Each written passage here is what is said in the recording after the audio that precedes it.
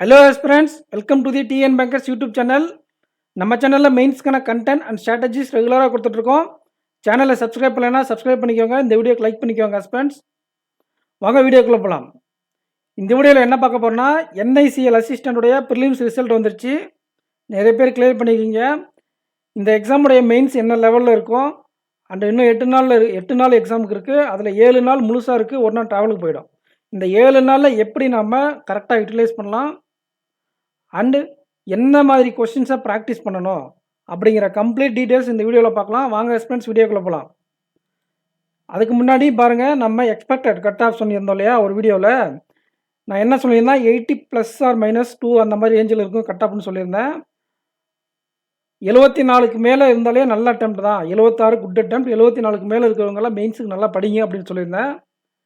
இதை விட கம்மியாக கூட நிறைய பேர் அட்டன் பண்ணி கிளியர் பண்ணியிருக்கீங்க. நிறைய பேர் இதனால 90 மார்க் எடுத்தால் தான் இந்த எக்ஸாம் கிளியர் பண்ண முடியும், 95 எடுத்தால் தான் கிளியர் பண்ண முடியும்னு சொல்லியிருந்தீங்க. பட் ஆனால் காம்படிஷன் கம்மியாக இருக்குது. நீங்கள் 76 78 அந்த மாதிரி ரேஞ்சில் அட்டன் பண்ணியிருந்தால் கூட நீங்கள் படிங்கன்னு சொல்லியிருந்தேன். அதே மாதிரி நீங்கள் ஒழுங்காக படிச்சிருந்தீங்களான்னா இப்போ இன்னும் மற்ற ஆஸ்பிரண்ட்ஸோட அட்வான்ஸாக இருப்பீங்க. நம்ம சேனலில் கொடுக்கக்கூடிய டேட்டா ஃபுல்லாக நம்மளுடைய எக்ஸ்பீரியன்ஸ் வச்சு தான் நம்ம கொடுக்குறோம். ஸோ மேக்ஸிமம் நம்ம கொடுக்கக்கூடிய டேட்டா அக்யூரேட்டாக இருக்கும். ஸோ நம்ம சேனலில் கொடுக்கக்கூடிய அட்வைஸை நீங்கள் கன்சிடர் பண்ணலாம் ஃப்ரெண்ட்ஸ். இப்போ இது யாரெல்லாம் கேட்டு படிச்சிருந்தீங்களோ அவங்க கண்டிப்பாக இந்த எக்ஸாமை இப்போ இந்த 7 நாள் நல்லா ப்ராக்டிஸ் பண்ணி க்ராக் பண்ண நிறைய வாய்ப்புகள் இருக்குது. சரி, நம்ம எக்ஸாம் லெவலில் பார்க்கறதுக்கு முன்னாடி எக்ஸாம் பேட்டர்னில் போன எக்ஸாம் பேட்டர்ன் இதுதான். ரீசனிங்கில் 40 கொஷின், ஆப்டியில் 40 கொஷின், எல்லா செக்ஷன்லையுமே 40 கொஷின், 40 மார்க்கு. சரிங்களா? அப்போ 200 மார்க் தான் டோட்டலாக இருக்குது. இதுக்கு முன்னாடி நடந்த இதே மாதிரி எக்ஸாமில் 40 கொஷின் 50 மார்க் இருந்துச்சு. இப்போ 40 கொஷின் 40 மார்க் தான் இருக்குது. டைமிங் இது எப்படி ஆர்ஆர்பி கிளர்க்கில் நீங்கள் ஃபேஸ் பண்ணீங்களோ அதே மாதிரி தான் இருக்குது. லெவலும் அதே மாதிரி தான் இருக்கும். இண்டிவிஜுவலாக நம்ம லாஸ்ட்டாக நடந்த NICL அசிஸ்டண்ட்டோடைய அனாலிசிஸை நம்ம பார்ப்போம். அதுலேருந்து நான் உங்களுக்கு ஒவ்வொரு சப்ஜெக்ட்டும் நான் நீங்கள் எப்படி அப்ரோச் பண்ணணும் அப்படிங்கிறத நான் சொல்கிறேன். உங்களுக்கு ஃபர்தராக இதுக்கு மேலே ஏதாவது டவுட் இருந்தால் இந்த டெலகிராம் குரூப்பில் கேளுங்க ஃப்ரெண்ட்ஸ். நான் அவைலபிளாக இருந்தால் நான் ரிப்ளை பண்ணிடுறேன். நான் அவைலபிளாக இல்லைன்னா நிறையா சீனியர் ஆஸ்பிரண்ட்ஸ் உள்ளே இருக்காங்க, அவங்க ரிப்ளை பண்ணுவாங்க. இதை பாருங்கள், நியூமெரிக்கல் எபிலிட்டினாலே கொஞ்சம் ஈஸியாக தான் இருக்கும். Quantity aptitude, numerical ability and DI மெயின்ஸை பொறுத்த வரையும் நான் ஆர்ட் லெவல் டிக்ரீசிங் ஆர்டில் எழுதியிருக்கேன். நியூமெரிக்கல் எபிலிட்டி ஈஸியாக இருக்கும், குவான்டிட்டி ஆப்டிடியூட் அதோட கொஞ்சம் மாடரேட்டாக இருக்கும். DI அண்ட் டேட்டா அனாலிசிஸ் தான் கொஞ்சம் மெயின்ஸ் லெவல் கொஸ்டின் அப்படிங்கிற மாதிரி அர்த்தம். இதுதான் நம்ம பேங்கிங்கில் ஃபாலோ பண்ணக்கூடிய பேட்டர்ன். அவங்க நோட்டிஃபிகேஷனில் நியூமெரிக்கல் எபிலிட்டி மென்ஷன் பண்ணியிருந்தாக்கில் நிறையா ஸ்பீட் மேக்ஸ் கொஸ்டின் வரும்னு அர்த்தம். இப்போங்க போன வருஷம் 5 மார்க் அப்ராக்சிமேஷன் கேட்டிருக்காங்க, குவாட்ராடிக் ஈக்குவேஷன் 3 கேட்டிருக்காங்க, 2 குவாட்ராடிக் ஈக்குவேஷன் கட் பண்ணி குவான்டிட்டி 1 குவான்டிட்டி 2 கேட்டாங்க. பட் நீங்கள் எக்ஸ்பெக்ட் பண்ணலாம் 10 மார்க் மினிமம் இதுலேருந்து வந்துடும் ஸ்பீட் மேக்ஸ்லேருந்து. DIயில் பாருங்கள் 20 கொஸ்டின் கேட்டிருக்காங்க. DI தாங்க உங்களுக்கு game changer. Line graph, by chart, table DI, ஒரு கேஸ்லெட். கண்டிப்பாக உங்களுக்கு ஒரு 3லேருந்து 4 செட்டு கேஸ்லெட் நான் உங்களுக்கு சொல்லித்தரேன் ஃப்ரெண்ட்ஸ். நாளைக்கே ஒரு கேஸ்லெட் நான் கொண்டு வரேன் நம்ம சேனலில். UASC எக்ஸாம் எழுத போகிறவங்களுக்காக ஒரு கேஸ்லெட் நாளைக்கு கொண்டு வரேன். மற்ற கேஸ்லெட்லாம் பார்த்தீங்கன்னா ஒரு RRB கிளர்க் லெவலில் நான் கொண்டு வரேன். இந்த DI, line DI, pie chart, table DI எல்லாம் ரொம்ப கொடூரமாலாம் இருக்காது, அப்ரோச்சபிளாக தான் இருக்கும். உங்களுக்கு இருக்கக்கூடிய டைமில் அரை மணி நேரத்தில் 40 கொஸ்டின் இருக்கு இல்லையா, நீங்கள் எவ்வளோக்கு எவ்வளோ மேக்ஸிமைஸ் பண்ண முடியுமோ அவ்வளோக்கு எவ்வளோ பண்ணுங்கள். அதுக்கு முக்கியமான காரணமாக அமையக்கூடியது கொஸ்டின் செலெக்ஷன் தான். எப்படி கொஸ்டின் செலெக்ஷன் பண்ணணும்? கொஸ்டின் செலெக்ஷன் முன்னாடி உங்களோட ப்ரிப்ரேஷனை நீங்கள் இந்த 30 நிமிஷம் இருக்கு இல்லையா எக்ஸாமில், அந்த 30 நிமிஷத்தில் எது அட்டன் பண்ணுவீங்களோ அதுக்கு மோஸ்ட் இம்பார்ட்டன்ட் கொடுத்து நீங்கள் ப்ரிப்ரேஷனை வச்சுருக்கணும். அது எப்படி கொடுக்குதுன்னு பார்த்தா, நான் ஓப்பனாக உங்களுக்கு கொஸ்டின் லீக் பண்ணுற மாதிரியே சொல்கிறேன். குவாட்ராடிக் ஈக்குவேஷன் இல்லைனா approximation, number series, wrong number, இந்த 4 டாப்பிக்லேருந்து உங்களுக்கு கண்டிப்பாக இந்த மாதிரி 10 கொஸ்டின் வந்துடும். ஸோ இதில் நீங்கள் எங்கேயாச்சும் வீக்காக இருந்தாவோ ஸ்பீடு அப்ராக்சிமேஷனில் சம்டைம்ஸ் ஸ்பீடு கம்மியாக இருக்கும். அப்ராக்சிமேஷனில் கொஞ்சம் ஒர்க் அவுட் பண்ணுங்கள், தெரியுன்னு விட்டுட்டு போகாதீங்க. அப்ராக்சிமேஷனில் ஸ்பீடு பிக்கப் பண்ணுறதுக்கு டேபிள்ஸ் எல்லாம் எழுதி பாருங்கள். நீங்கள் டேபிள்ஸு அந்த கால்குலேஷன்ஸ் ஒர்க் அவுட் பண்ணுங்கள். டெய்லி ஒரு 20-25 சம்மாச்சும் ஒர்க் அவுட் பண்ணுங்கள். அப்போ தான் உங்களுக்கு இந்த எக்ஸாம் ஹாலில் உங்களுக்கு அந்த ஸ்பீடு வரும். Approximation, quadratic, number series, wrong நம்பர்லேருந்து 10 மார்க் கேரண்டியாக இருக்கும். அப்போ நீங்கள் அங்கே ஃபஸ்ட்டு 10 மார்க்கு ஸ்பீடு, அதாவது எக்ஸாம் கிளியர் பண்ணக்கூடிய ஆஸ்பிரண்ட் வந்து 5 நிமிஷத்தில் போடுறாங்க அப்படின்னா, நீங்கள் 8 நிமிஷம் எடுத்து போட்டால் நீங்கள் 3 கொஸ்டின் பேக்கில் இருக்கீங்கன்னு அர்த்தம். அதனால் இந்த 10 கொஸ்டினுக்கு எவ்வளோக்கு எவ்வளோ மினிமைஸ் பண்ண முடியுமோ அவ்வளோக்கு எவ்வளோ மினிமைஸ் பண்ணுங்கள். அது கம்ப்ளீட்டாக by practice calculation speed improve பண்ணுறதுனால மட்டுமே வரும். ஜஸ்ட் டெய்லி எடுத்து 20 கொஸ்டின் நீங்கள் அப்ராக்சிமேஷன்லேயும் நம்பர் சீரிஸ்லையும் 20 கொஸ்டின் இல்லைன்னா ராங் நம்பர் கம்பைன் பண்ணி ஒரு ராங் நம்பரில் ஒரு 10 இது மாதிரி ஒரு 50 கொஸ்டின் டெய்லியும் ப்ராக்டிஸ் பண்ணுங்கள். ஸ்பெண்ட் பண்ணுங்கள். இதுக்குன்னு ஒரு 1 ஹவர் ஸ்பெண்ட் பண்ணுங்கள். 1 ஹவர் இல்லைனா கூட அட்லீஸ்ட் ஒரு 10 அப்ராக்சிமேஷன் டைம் இருக்கிறவங்க எக்ஸ்ட்ரா ஸ்பெண்ட் பண்ணுங்கள். கரண்ட் அஃபேர்ஸ்லாம் படித்து முடிச்சுட்டு இருந்தீங்கன்னா ஒரு 10 அப்ராக்சிமேஷன், 10 நம்பர் சீரியஸு, சரிங்களா, 10 குவாட்ராட்டிக் ஈக்குவேஷன் கூட நீங்கள் ஸ்பாட்டில் போட்டுடலாம். நம்பர் சீரியஸ்க்கு ஒரு 15 கொஸ்டினும், number series wrong number combine பண்ணி ஒரு 15 கொஸ்டினையும், அப்ராக்சிமேஷனில் ஒரு 15 கொஸ்டினையும் நீங்கள் இந்த 7 நாளுமே கண்டினியூவாக ப்ராக்டிஸ் பண்ணுங்கள். அது உங்களுடைய கால்குலேஷன் ஸ்பீடை இம்ப்ரூவ் பண்ணும். டிஐயில் பெரிய ரோல் ப்ளே பண்ணும். இந்த ப்ராக்டிஸ் வந்து டிஐயில் எப்படி சார் ப்ளே பண்ணோம் அப்படின்னா, கண்டிப்பாக டிஏங்கிறது என்னன்னா கால்குலேஷன் பேஸ் பண்ணி அந்த அவங்க ஒரு டேட்டா கொடுத்துருப்பாங்க. அந்த டேட்டாவே நம்ம அனலைஸ் பண்ணணும். அதை அனலைஸ் பண்ணி சால்வ் பண்ணோம். சால்வ் பண்ணும்போது நமக்கு பாதி பார்ட் இதில், ஆஃப் ஆஃப் த பார்ட் டிஏயில் என்னன்னா analysing skill, half of the part என்ன கால்குலேஷன் ஸ்கில்லு. பாதி பாட்டு என்ன பண்ணுறோம், அனலைஸ் பண்ணுறோம் கொஷினை, பாதி பாட்டில் வேகமாக சால்வ் பண்ணணும். அப்போ இங்கே இந்த கால்குலேஷன் ப்ராக்டிஸ் வந்து இங்கே யூஸ் ஆகும். அதே மாதிரி இதோடு சேர்ந்து நீங்கள் இந்த மாதிரி டிஐயும் நல்லா ப்ராக்டிஸ் பண்ணுங்கள். உங்களுக்கு சோர்ஸ் வேணுமா, நேராக போங்க, ப்ராக்டிஸ் மார்க்கில் போங்க. ஃப்ரீ கிஸ் இருக்கும். அதில் இருக்கிற நம்பர் சீரிஸ், அதில் இருக்கிற அப்ராக்சிமேஷன், அதில் இருக்கிற டிஏ ப்ராக்டிஸ் பண்ணுங்கள். 10 கொஷின் தான் இருக்கும், 10 நிமிஷம் தான் இருக்கும். உங்களுக்கு ஒரு 10 பெரிய அது டாஸ்க்காகவே உங்களுக்கு தெரியாது. காலையில் எந்திரிங்க, ஒரு நம்பர் சீரிஸ் போடுங்க. அப்புறம் ஒரு மற்ற சப்ஜெக்ட்லாம் படிச்சுட்டு டக்குன்னு வந்து ஒரு அப்ராக்சிமேஷன், சிம்பிளிஃபிகேஷன் செட்டு எடுத்து ஒன்று போடுங்க. தென் ஒரு டிஏ ப்ரிலிம்ஸ் லெவலில் தான் இருக்கும் அதில். அப்படி இல்லைன்னா நீங்கள் அந்த 10 கொஷின் அந்த சீரிஸ் போடலன்னா கூட நீங்கள் ஆர்ஆர்பி கிளர்க்கு இருக்கு இல்லையா, ப்ரீவியஸ் இயர் பேப்பர் இல்லைன்னா நீங்கள் வந்து ஒரு பிஓ ப்ரிலிம்ஸ் இருக்கு இல்லையா, அந்த மாதிரி மார்க்கில் இருக்கக்கூடிய பிஓ ப்ரிலிம்ஸ் இல்லைன்னா எஸ்ஓ ஆலிவ் போர்டில் இருக்கு இல்லையா, ஆலிவ் போர்டில் இருக்கக்கூடிய எஸ்ஓ பஸ்லாம் எடுத்து சால்வ் பண்ணி, எஸ்ஓவில் இருக்கக்கூடிய டிஏலாம் எடுத்து சால்வ் பண்ணுங்கள். ஸோ உங்களுக்கு எக்ஸாக்டாக இந்த எக்ஸாமில் இருக்கக்கூடிய கொஸ்டினை ப்ராக்டிஸ் பண்ணணுன்ற அவசியமே கிடையாது. உங்களுடைய பர்பஸ் என்னென்னா டிஏயை பிக் பண்ணணும், கரெக்டாக கால்குலேஷனில் கரெக்டாக பண்ணணும். ரீசெண்டாக இருக்கக்கூடிய பேட்டர்னை பாருங்கள். ஆர்ஆர்பி கிளர்க்கு கொஸ்டினு கிடைச்சா எடுத்து பாருங்கள். அண்டு மார்க் டெஸ்ட்டில் ஃபுல்லாக மார்க் டெஸ்ட் அட்டன் பண்ணுங்கள். இல்லைனா செக்ஷனல் டெஸ்ட் போடுங்க. ஆர்ஆர்பி கிளர்க்கு செக்ஷனல் டெஸ்ட் கூட எடுத்து நீங்கள் போடலாம். இந்த எக்ஸாமுக்கு உங்களுக்கு டிமோட்டிவேட் ஆச்சுன்னா டேரெக்டாக எடுத்து கொஸ்டினை சால்வ் பண்ணிடுங்க. மார்க் டெஸ்ட்ன்றது டைம் மேனேஜ்மெண்ட்டுக்கு தான். டைம் மேனேஜ்மெண்ட் எப்படி பண்ணணுன்ட்டு நான் சொல்கிறேன். அதுக்கு தகுந்த மாதிரி நீங்கள் ப்ராக்டிஸ் பண்ணிக்குவாங்க. இப்போ சொன்னேன் இல்லையா, அப்ராக்சிமேஷனும் quadratic equation, number series, wrong நம்பர்லேருந்து 10 மார்க் வருமா, அதை ஃபஸ்ட் அட்டன் பண்ணணும். DA pick the simple DA, 3 டிஏயில் 2 டிஏ ஈஸியாக இருக்கும், ஒரு டிஏ மாடரேட்டாக இருக்கும். அந்த 2 டிஏ பிக் பண்ணி ஃபஸ்ட் அட்டன் பண்ணுங்கள். அப்புறமா டிசைட் பண்ணுங்கள், கேஸ்லெட் நீங்கள் அட்டன் பண்ணுறீங்களா, இன்னொரு டிஏ அட்டன் பண்ணுறீங்களாட்டி. கேஸ்லெட் உங்களால் கிராக் பண்ணக்கூடிய கேஸ்லெட்டாக இருந்தால் கேஸ்லெட் அட்டன் பண்ணலாம். இல்லை டிஏ உங்களோட விருப்பம், இது 2த்துல எதாவது அட்டன் பண்ணுறீங்கன்ட்டு. ஃபஸ்ட்டு ஈஸியாக இருக்கக்கூடிய 2 டிஏ அட்டன் பண்ணணும். இந்த ஸ்பீட் மேக்ஸ் முடிச்சுட்டு வந்து அதுக்கப்புறம் என்ன பண்ணணும், இந்த கேஸ்லெட்டா இல்லை இந்த டிஏயா அப்படிங்கிறத நீங்கள் டிசைட் பண்ணணும். டிசைட் பண்ணிவிட்டு அதை சால்வ் பண்ணுங்கள். இன்பிட்வீனில் இதில் ஒரு கொஸ்டின் உங்களுக்கு ஆன்சர் வரலைன்னா ஸ்கிப் பண்ணிட்டு தாராளமாக போயிடுங்க. நீங்கள் எக்ஸ்ட்ரா எடுத்து போடக்கூடிய அந்த டைமில் இன்னொரு கொஸ்டின் சால்வ் பண்ணிட்டு போயிடலாம். எல்லாம் ஒன்று தான். சப்போஸ் நீங்கள் எக்ஸ்ட்ரா டைம் எடுத்து இதில் ஆன்சர் வரலைன்னா உங்களுக்கு டபுள் தி லாஸ் ஆகிடும். ஒரு கொஷின் நீங்கள் ஸ்டக் ஆகிறீங்கன்னா டக்குன்னு ஸ்கிப் பண்ணிட்டு அடுத்த கொஷின் போகிறது புத்தி செலுத்தணும். எல்லாருக்குமே எக்ஸாம் எழுதுகிற எல்லாருக்குமே என்ன ஆகுன்னா, எங்கேயாவது ஒரு இடத்துல ஸ்டக் ஆவாங்க. அவங்க யார் ஸ்கிப் பண்ணிட்டு போகிறாங்களோ அவங்க மட்டும்தான் அடுத்தடுத்த அட்டெம்ப்ட் மேக்ஸிமமாக இருக்கும். இந்த 30 நிமிஷத்தில் ஒரு 3 நிமிஷம், 2லேருந்து 3 நிமிஷம் வந்து குறைஞ்சது 2லேருந்து 3 நிமிஷம் எல்லா ஆஸ்பிரண்ட்டுக்கும் வந்து இந்த தப்பான கொஸ்டினில் இல்லை கால்குலேஷன் ஏதோ ஒரு இடத்துல லேக் ஆவாங்க. ஆனால் இந்த கரெக்டாக அந்த பாஸ் ஆகிற ஆஸ்பிரண்ட் என்ன பண்ணுவாங்கன்னா, அதை கொஞ்சம் அங்கே சுதாரிச்சுட்டு ஸ்கிப் பண்ணிட்டு போயிடுவாங்க. அப்போ அவங்க அந்த 2 மினிட்ஸோட லாஸ் அவங்களுக்கு நின்றோம். எல்லா இடத்தையும் சேர்த்தி, இந்த அரை மணி நேரத்தில் சேர்த்தி 2 மணி நேரத்தில் ஸ்கிப் பண்ணால் கூட அந்த 2 நிமிஷத்தோட அவங்களுக்கு வேஸ்டேஜ் போயிடும்.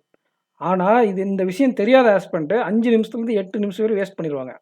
அப்போ இந்த வித்தியாசம் இருக்குது பார்த்தீங்களா? இந்த வித்தியாசம் தான் அந்த பாஸ் பண்ணுறவங்களுக்கும் பாஸ் பண்ணாதவங்களுக்கும் அந்த டிஃப்ரென்சியேஷனை கிரியேட் பண்ணுறது. நல்லா படிக்கக்கூடிய ஆஸ்பிரண்ட் எக்ஸாம் கிளியர் ஆகாத காரணம் இதுதான். ஆவரேஜாக படிக்கக்கூடிய ஆஸ்பிரண்ட் கிளியர் ஆகிறதுக்கு காரணம் இதுதான். ஆவரேஜாக படிக்கக்கூடிய ஆஸ்பிரண்ட் ஒரு சில நேரத்தில் எக்ஸாம் கிளியர் பண்ணிடுவாங்க. ஏன்னா அவங்க தெரிஞ்சதை மட்டும்தான் கையே வைப்பாங்க. ஒரு சில நேரத்தில் மாடரேட் கொஸ்டின் பேப்பர் இருக்கும்போது தெரிஞ்சதை மட்டும் அவங்க அட்டன் பண்ணும்போது அது குட் அட்டம்ப்டாக வந்துடும். நல்லா டாப்பர் அதிகமாக டார்கெட் பண்ணணும்னு சொல்லிட்டு கண்டமினி கையை வச்சு மூக்கு உடைஞ்சு போன கதைகள் நிறைய இருக்குது. அதனால் என்ன சொல்கிறேன்னா, கேர்ஃபுல்லாக கொஸ்டினை சூஸ் பண்ணி அட்டன் பண்ணுங்கள். அட்டன் பண்ணும்போது எங்கேயானா ஸ்ட்ரக் ஆகுனா தயவு செஞ்சு ஸ்கிப் பண்ண பழகுங்க. சரி, first speed maths, second DA முடிச்சாச்சு. அதுக்கு அடுத்து அர்த்தமெட்டிக். உங்களுக்கு அர்த்தமெட்டிக் டாபிக் இம்ப்ரூவ் பண்ணணும் ஃபியூச்சரில் அப்படின்னா, நான் இந்த யூஏஎஸ்சி எக்ஸாம் முடித்த உடனே டிஎன் பேங்கர்ஸ் ப்ரிலிம் சேனலில் அர்த்தமெட்டிக் சீரிஸ் கொடுப்பேன். இந்த சேனலில் மெயின்ஸ் கண்டென்ட் கொடுத்துட்ருக்கேன். 2 சேனலில் ஃபாலோ பண்ணுங்கள். அர்த்தமெட்டிக் நீங்கள் பர்டிகுலராக இம்ப்ரூவ் பண்ணணும். இங்கிலீஷில் கிளாஸ் டெஸ்ட்டு வொக்காபுலரியில் இம்ப்ரூவ் பண்ணால் டிஎன் பேங்கர்ஸ் எஸ்எஸ்சி ரயில்வேன்னு ஒரு சேனல் இருக்குது. அந்த சேனலை நீங்கள் சூஸ் பண்ணி நீங்கள் பாருங்கள். நான் அதில் டேட்டா, அதாவது கண்டென்ட் அடிக்கடி தரமாட்டேன், பட் அப்பப்போ கொடுப்பேன். உங்களுக்கு இந்த ஃப்யூச்சரில் வரக்கூடிய எஸ்பிஐ கிளர்க் எக்ஸாமுக்குள்ளே உங்களுக்கு கண்டென்ட் கம்ப்ளீட் பண்ணிடுவேன். இந்த இடத்துல நான் ஃபோக்கஸ் பண்ணுறதுனால அங்கே வந்து அப்பப்போ கண்டென்ட் கொடுத்துட்டு வருவேன், அவ்வளோதான். ஏன்னா அது அர்த்தமெட்டிக் மட்டும்தான். இங்கே நிறைய கான்செப்ட் இருக்குது. மெயின்ஸ், ரீசனிங், ஆப்டி, ஜிகே அந்த மாதிரி நிறையா ஃபோக்கஸ் பண்ண வேண்டியிருக்கு. அதனால் அர்த்தமெட்டிக்கு நீங்கள் இம்ப்ரூவ் பண்ணியிருக்கணும். இந்த எக்ஸாம்லாம் இந்த மாதிரி எக்ஸாம் நீங்கள் இப்போ நீங்கள் அர்த்தமெட்டிக்கில் ஸ்ட்ராங்காக இல்லைனா கூட பரவாயில்ல, இனிமேல் வரக்கூடிய எக்ஸாமில் நீங்கள் அர்த்தமெட்டிக் ஸ்ட்ராங் பண்ணிக்கோங்க. கண்டிப்பாக வந்து இந்த மாதிரி வரக்கூடிய என்ஐஏசிஎல் எக்ஸாம் இருக்கு இல்லையா, இது வந்து இந்த எக்ஸாம் நோட்டிஃபிகேஷன் வந்திருக்கு. இந்த எக்ஸாமுக்கு ப்ரிலிம்ஸுக்கும் ஸ்ட்ராட்டஜி போடுவேன். ப்ரிலிம்ஸ் முடிஞ்சோடனே மெயின்ஸுக்கு எப்படி ஸ்ட்ராட்டஜி போடணும், மெயின்ஸ் கண்டென்ட் எல்லாமே நான் கொடுப்பேன். இருந்தாலும் நான் இப்போயே உங்களுக்கு வார்னிங் பண்ணுறேன். இதே மாதிரி தான் அந்த எக்ஸாம்லேயும் மெயின்ஸில் உங்களுக்கு அர்த்தமெட்டிக் சம் இருக்கும்போது நீங்கள் பக்கபலமாக இருக்கும் உங்களுக்கு ரொம்ப. ஏன்னா இதெல்லாம் மேக்ஸிமம் அட்டெம்ப்ட் கொடுக்கக்கூடிய எக்ஸாமு. சப்போஸ் நீங்கள் இந்த கேஸ்ல ஸ்கிப் பண்ணுறீங்கன்னா கண்டிப்பாக இந்த 10 கொஷினில் 6லேருந்து 7 கொஷின் நீங்கள் அட்டன் பண்ணியே ஆகணும். அப்போ தான் உங்களுக்கு அட்டெம்ப்ட் கூட வரும். ஏன்னா இந்த இடத்துல நீங்கள் ஆல்ரெடி 2 கொஷின் மிஸ் பண்ணியிருக்கீங்கன்னு வச்சுக்கோங்களேன். அதோட சேர்ந்து கேஸ்லெட்டில் ஒரு 5 கொஷின் போயிடுச்சுன்னா 7 கொஷின் போச்சா, இதோட சேர்ந்து 17 கொஷின் போயிடும். அப்போ உங்களோட அட்டெம்ப்டே 23 தான் இருக்கணும். பட் 23 அட்டெம்ப்ட் இந்த எக்ஸாம்க்குலாம் பத்துமா? கொஸ்டின் மார்க் இல்லையா? அதனால தான் சொல்கிறேன். அப்போ நீங்கள் அந்த 5-6 கொஷினை அர்த்தமெட்டிக்கில் மேக்கப் பண்ணணும். மேக்கப் பண்ணுறதுனா ஒரு கொஷனுக்கு 3 நிமிஷம் எடுத்து அட்டன் பண்ண சொல்லலை நான். இப்போ ஸ்பீட் அண்ட் டிஸ்டன்ஸில் போட் அண்ட் ஸ்ட்ரீம் நான் எடுத்துருக்கேன் பார்த்தீங்களா, அந்த மெத்தடை நீங்கள் ப்ராக்டிஸ் பண்ணி வச்சுருந்தீங்கன்னா இந்த கொஷினுக்குன்னு 2 நிமிஷம் கூட இருக்காது. 1.5 நிமிஷம் இருக்கும். ஒரு கொஷினுக்கு மெயின்ஸில் 1லேருந்து 1.5 நிமிஷம் இருக்குன்னா அந்த 1.5 நிமிஷத்தில் நீங்கள் சால்வ் பண்ணணும். 5 கொஷினை 7 நிமிஷத்தில் சால்வ் பண்ணிடணும். 7லேருந்து 7.5 நிமிஷத்தில். அதை விட்டுட்டு நீங்கள் 5 கொஸ்டினை 20 நிமிஷமாக உட்காந்து சால்வ் பண்ணால் எப்படி 2 கொஸ்டின் கூட அட்டன் பண்ண மாட்டீங்க. நீங்கள் 3 நிமிஷம் 4 நிமிஷம் போட்டிங்கன்னா 2 கொஸ்டின் தான் அட்டன் பண்ண முடியும். அப்போ 6 கொஸ்டின் அட்டன் பண்ணுற இடத்துல நீங்கள் 2 கொஸ்டின் 3-4 கொஸ்டின் லெஸ்ஸாக அட்டன் பண்ணுவீங்க. டிஃப்ரென்ஷியேட் கிரியேட் பண்ண முடியாது. ஸோ உங்களுக்கு நான் ரெக்கமெண்ட் பண்ணுறேன், ஃப்யூச்சரில் நீங்கள் இந்த மாதிரி இன்சூரன்ஸ் எக்ஸாமோ, ஆர்பிஐ அசிஸ்டண்ட் எக்ஸாமோ, இல்லை ஆர்ஆர்பி கிளர்க்கு எக்ஸாமோ, ஆர்ஆர்பி கிளர்க்கு ப்ரிலிம்ஸு, இந்த எக்ஸாம் என்ஐஎஸ்சியில் அசிஸ்டன்ட் ப்ரிலிம்ஸ் எக்ஸாமு, இதே மாதிரி இன்னொரு எக்ஸாம் நோட்டிஃபிகேஷன் வந்திருக்கு இல்லையா, அந்த எக்ஸாமுக்கு எல்லாத்துக்குமே நீங்கள் அரித்தமெட்டிக் சம் இருந்தே ஆகணும் பாஸ் பண்ணணும்னா. இந்த எக்ஸாமில் நீங்கள் இப்போ பாஸ் பண்ணிட்டு வந்து உட்காந்துருக்க எக்ஸாமில் என்ஐசிஎல்ல காம்படிஷன் இல்லை. ஐபிபிஎஸ் பிஓ எக்ஸாம் நடந்ததுனால இது காம்படிஷன் இல்லாமல் போயிடுச்சு. அதனால் நீங்கள் தப்பிச்சுக்கு நீங்கள் அர்த்தமெட்டிக் இல்லைன்னா கூட நிறைய பேர் பாஸ் பண்ணியிருக்கலாம். நீங்கள் குறித்து வச்சுக்கோங்க, அர்த்தமெட்டிக் சம் இல்லைனா எக்ஸாம் கிளியர் பண்ண முடியாது. இது மாதிரி ஈஸி லெவல் எக்ஸாம்லாம் இது நான் உங்களுக்கு கொடுக்கக்கூடிய ஒரு எச்சரிக்கை. கண்டிப்பாக அர்த்தமெட்டிக் சம் இம்ப்ரூவ் பண்ணிக்கோங்க, இங்கிலீஷும் இம்ப்ரூவ் பண்ணிக்கோங்க. அப்போ தான் இந்த மாதிரி ஈஸியான லெவல் எக்ஸாமை கிராக் பண்ண முடியும். அப்படி இல்லைனா உங்களுக்கு இது வேணாம் அப்படின்னா நீங்கள் பிஓ எக்ஸாம் தான் கிளியர் பண்ண முடியும். அதுக்கான வேலைகளை நீங்கள் பார்க்க வேண்டியது தான். ஸோ ஆப்டி சொல்லியாச்சு, அந்த ஆர்டரும் சொல்லியாச்சு, கடைசியாக அர்த்தமெட்டிக் வச்சு முடிச்சிட்டோம். ரீசனிங்கை பொறுத்த வரைக்கும் அங்கே எப்படி டிஏ, இங்கே அப்படி பசில். ஆனால் அதை எடுத்து ஃபஸ்ட்டு ஒன்றே போட்டுறோமா? போடக்கூடாது. ஃபஸ்ட்டே போடக்கூடாது. ஏன்னா, அதுக்கு முன்னாடி சில டாபிக் இருக்கும். என்னது? இருக்கவே இருக்கான் syllogism, coding, decoding, alphabet series இந்த மாதிரி 1 மார்க் கொஸ்டின்லாம் மார்க் பண்ணி வச்சுக்கோங்க. லாஸ்ட் அட்டெம்ப்ட் பண்ணணும். ஏன்னா கடைசியாக இருக்கக்கூடிய 3-4 நிமிஷத்தை நம்ம அப்படி தான் யூஸ் பண்ணுவோம். இந்த பிளட் ரிலேஷன், இந்த பிளட் ரிலேஷனுக்கு பதிலாக நமக்கு டைரக்ஷன் கூட வரலாம் எக்ஸாமில். ஸோ இந்த மாதிரி கொஸ்டின் ஒரு 10 மார்க்குக்கு இருக்கும். ஒருவேளை இதில் ஒரு பஸ்ஸில் குறைச்சிட்டு இதில் இன்னும் ஒரு 5 கொஸ்டின் இன்க்ரீஸ் பண்ணவும் வாய்ப்பு இருக்குது. ஒன்று 20 கொஸ்டின் கேட்பாங்க பஸ்ஸில், அப்படி இல்லைன்னா 25 கொஸ்டின் கேட்டால் இந்த மாதிரி இருக்கும். 20 கொஸ்டின் கேட்டால் இந்த மாதிரி கோடிங் டிகோடிங்லையோ இல்லை டைரக்ஷன்லையோ பிளட் ரிலேஷன் இந்த மாதிரி டாப்பிக்கில் ஒன்று எக்ஸ்ட்ரா ஒரு டாபிக் கேட்டிருப்பாங்க. அவ்வளோதான் வித்தியாசம். ஆனால் 10 மார்க் இருக்கும். இந்த மாதிரி டாப்பிக்லேருந்து 10 மார்க் இருக்கும். இப்போ பாருங்கள், பிளட் ரிலேஷனா, கோடிங் டிகோடிங்கா, சிலாஜிசமா 9 மார்க் ஆச்சு. ஆர்டர் அண்ட் ரேங்கிங் 1 10 மார்க் ஆச்சு. அதுக்கப்புறம் இந்த மிஸ்லேனியஸ் ஆல்பாபெட் சீரியஸு, ஆல்பாபெட் அரேஞ்ச்மெண்ட்னா இந்த 1 2 3 4ன்னு வரும்ல, அசெண்டிங் ஆர்டர் டிசெண்டிங் ஆர்டர் அந்த டாபிக். இந்த மாதிரி 3 கொஸ்டின் 4 கொஸ்டின் இருக்கும். அப்போ நீங்கள் இதெல்லாம் சேர்ந்து 15 கொஸ்டின் இருந்தாலையும் ஃபஸ்ட் அட்டன் பண்ணக்கூடிய டாபிக் சிலாஜிசம், பிளட் ரிலேஷன் ஸ்ட்ராங்காக இருக்கிறவங்க அட்டன் பண்ணுங்கள். இல்லைனா பஸ்ஸில் பிக் பண்ணிக்கோங்க. நிறைய பேர் பிளட் ரிலேஷன் வராதுன்னு வைங்க. டேட்டா சஃபிஷியன்சி கேட்டிருக்காங்க பாருங்கள் ஸ்டூடெண்ட்ஸ், ஈஸியாக தான் இருந்திருக்கும். பட் ஆனால் அது கடைசியாக அட்டன் பண்ணணும். ஏன்னா டேட்டா சஃபிஷியன்சி நீங்கள் எடுத்தீங்கன்னா ஆன்சர் வருமா வராதுன்னு தெரியாது. இது வருமா, இந்த ஆங்கிள் வருமா, பல ஆங்கிள் நம்ம யோசிக்க வேண்டியதுனால அது டைம் கொஞ்சம் எக்ஸ்ட்ரா பிடிக்கும். அண்டு கடைசியாக சூஸ் பண்ணுறது பெஸ்ட்டு. ஏன்னா அது அக்யூரேசி வருமானு தெரியாது நமக்கு. இந்த பேப்பரை பொறுத்த வரைக்கும் ஃபஸ்ட்டு நீங்கள் சிலாஜிசமும் பிளட் ரிலேஷனும் அட்டன் பண்ணியிருக்கணும். பிளட் ரிலேஷனுக்கு பதிலாக அவங்க டைரக்ஷன் கூட கொடுப்பாங்க. அதை அட்டன் பண்ணிவிட்டு டேரெக்டாக பஸ்ஸுக்கு போங்க. இந்த பேப்பரை பொறுத்த வரையும் சப்போஸ் இதில் ஒரு பஸ்ஸில் கொடுத்துட்டு இன்னொரு டாபிக் இந்த மாதிரி ஸ்கோரிங் பாட்டு கேட்டிருந்தால் அதை அட்டன் பண்ணிவிட்டு அப்புறம் பஸ்ஸில் போங்க. பஸ்ஸில் பொறுத்த வரைக்கும் 6 பேர்லேருந்து டபுள் வேரியபிள் பஸ்ஸில் படிங்க. 5 பேர் தான் கேட்பாங்க. 5லேருந்து 6 பேர் கேட்பாங்க.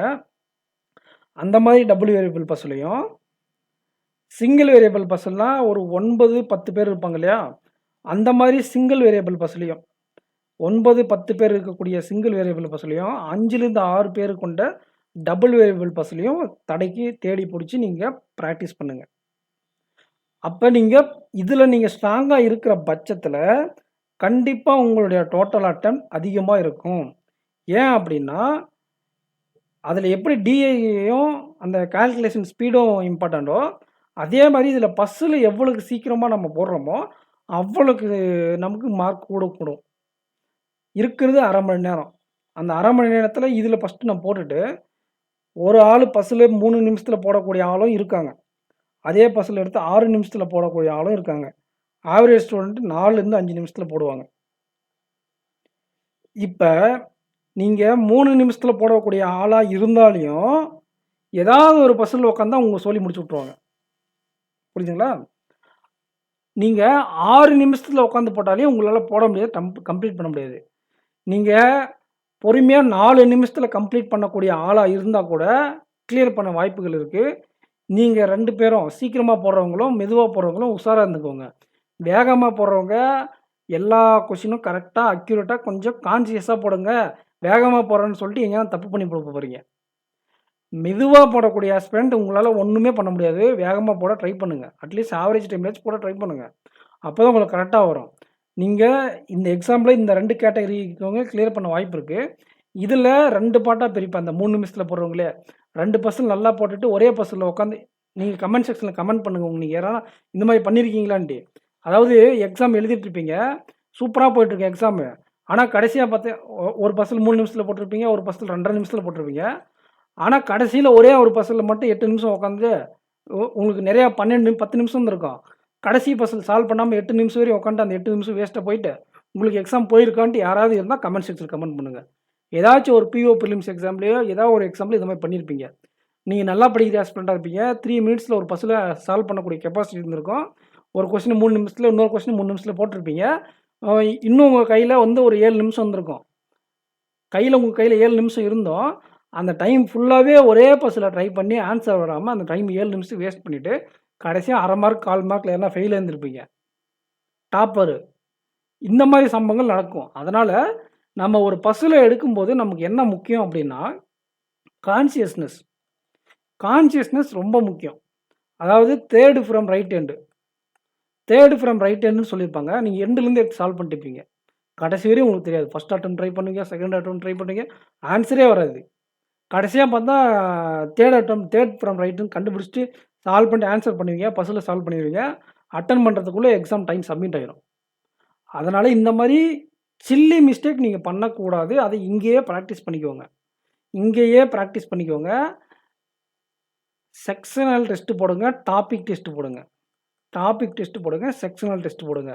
அப்பதான் இது வந்து இம்ப்ரூவ் ஆகும். இந்த 7 நாள்ல இத தான் பண்ணணும் நீங்க. நான் உங்களுக்கு என்ன ரெக்கமெண்ட் பண்ணுவேன்னா, டாபிக் டெஸ்ட் போடுறது பெஸ்ட்டு. அப்படி இல்லன்னா, ஒரு பண்டில் எடுத்துக்கோங்க. பழைய பண்டில் இருக்கும். அந்த எக்ஸாம் பண்டிட்ல பண்டில் இருக்கும்.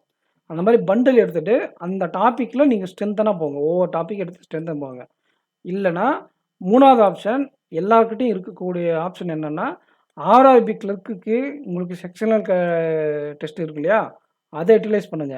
எஸ்பிஐ பிஓ பிரிலிம்ஸோடைய செக்ஷனல் டெஸ்ட் இருக்கு இல்லையா? அதையும் யுட்டிலைஸ் பண்ணுங்க. இது ஈஸியா கேட்டா இது மாரி போட்டுக்கலாம். மாடரேட்டா கேட்டா இந்த மாரி போட்டுக்கலாம். கொஸ்டின் இதுக்கு பிட்வீன் தான் இருக்கும். என்ன சார் நீங்க எக்ஸாம் லெவல விட ஈஸியா இருக்கக்கூடிய கொஸ்டின சஜெஸ்ட் பண்றீங்களே அப்படி கேட்காதீங்க. நம்மளுடைய பர்ப்பஸ் இந்த டாபிக்க மாஸ்டர் பண்றது தான். இதுவும் பிராக்டிஸ் பண்ணணும் ஸ்பீட் இம்ப்ரூவ் பண்றதுக்காக. இதுல ஒரு செட் பிராக்டிஸ் பண்ணா, மாடரேட்டா எக்ஸாம் லெவல்ல இல்லன்னா எக்ஸாம விட கஷ்டமா இருக்கிற கொஸ்டின 2 செட் பிராக்டிஸ் பண்ணிக்கோங்க.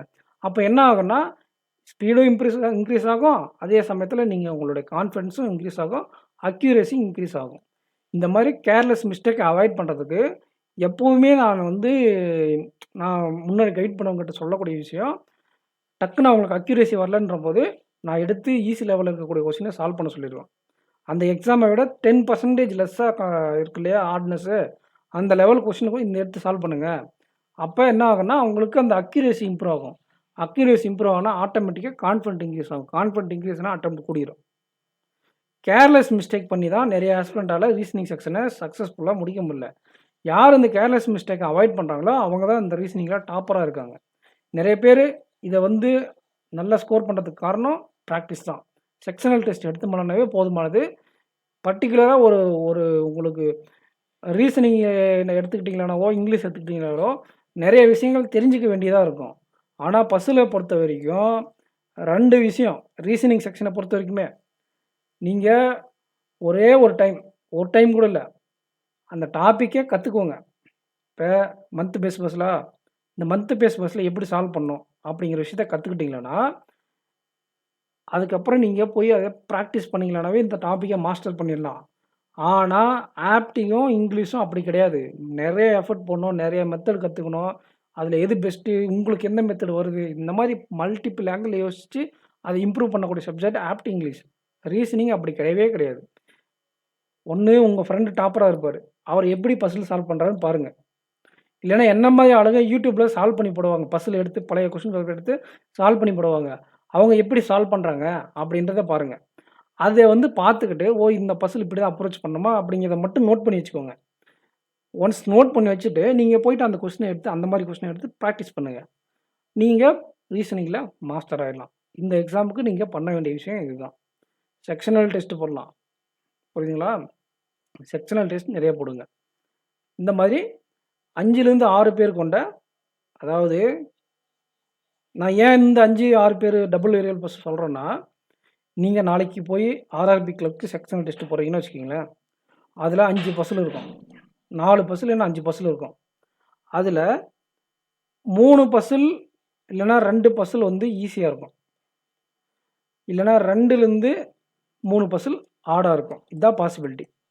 2 பசில் ஈஸியா இருந்தா 3 ஆடா இருக்கும். 3 ஈஸியா இருந்தா 2 ஆடா இருக்கும். இந்த மாரி தான் மாறி மாறி இருக்கும். அப்ப நீங்க அதுல என்ன குடுத்துருப்பாங்கன்னா, 5 பேரு கொண்ட டபுள் வேரியபிள் பசிலும் இருக்கும். 7 பேரு கொண்ட டபுள் வேரியபிள் பசிலும் இருக்கும். 9 பேர் கொண்ட சிங்கிள் வேரியபிள் பசில் இருக்கும். 12 பேர் கொண்ட வேக்கன்ட் பேஸ்டு சிங்கிள் பசிலும் இருக்கும். அப்ப நீங்க என்ன பண்ணணும்னா, இத பாருங்க. இந்த 5லிருந்து 6 பேர் கொண்ட சிங்கிள் வேரியபிள் பசில பிக் பண்ணுங்க. ஏன்னா, அந்த செக்ஷனல் டைமிங்ல உங்களுக்கு இருக்கக்கூடியது 1/2 மணி நேரம் தான். அந்த 1/2 மணி நேரத்துல இந்த மார்க் டெஸ்ட்ல நீங்க அட்டெண்ட் பண்ணக்கூடிய செக்ஷனல் மார்க் டெஸ்ட்ல இருக்கக்கூடிய கஷ்டமான கொஸ்டின ஸ்கிப் பண்ணிருங்க.